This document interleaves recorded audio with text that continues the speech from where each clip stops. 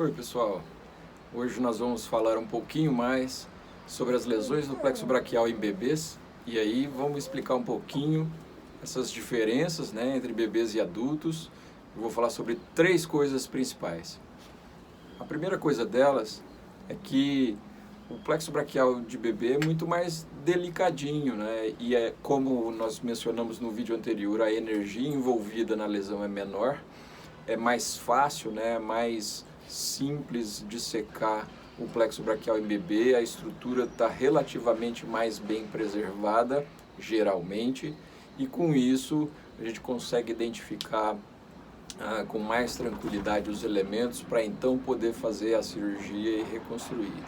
A segunda coisa, que é bem diferente, é que enquanto em adultos já existem vários trabalhos falando sobre a recuperação mais rápida e com melhor força com as transferências nervosas distais, tem até um trabalho nosso, do nosso grupo, demonstrando que a longo prazo as reconstruções com enxerto em bebês têm resultados semelhantes às transferências.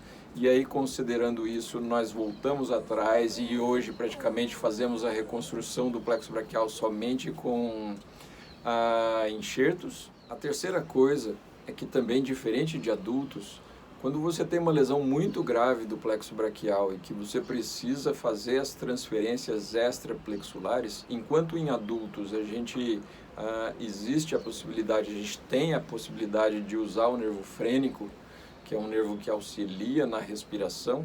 Em bebês a gente não usa nunca o nervo frênico porque o bebê ainda está amadurecendo, o aparelho respiratório, os pulmões, desenvolvendo a caixa torácica, e então a gente não usa nervo frênico em bebês.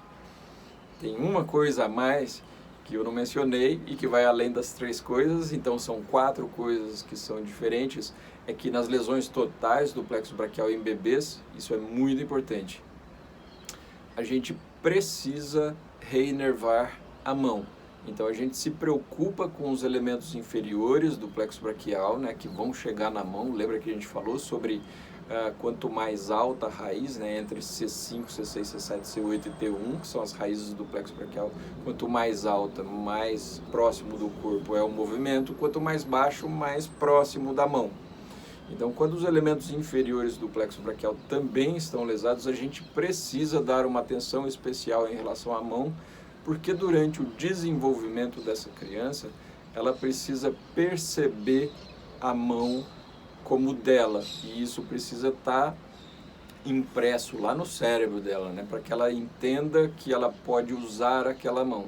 Então você pode reconstruir o plexo braquial e recuperar movimentos aqui de ombro, de cotovelo, mas se ela não souber que tem a mãozinha, aquilo talvez não tenha mais importância para ela. Então nós precisamos dar uma atenção especial em relação à mão.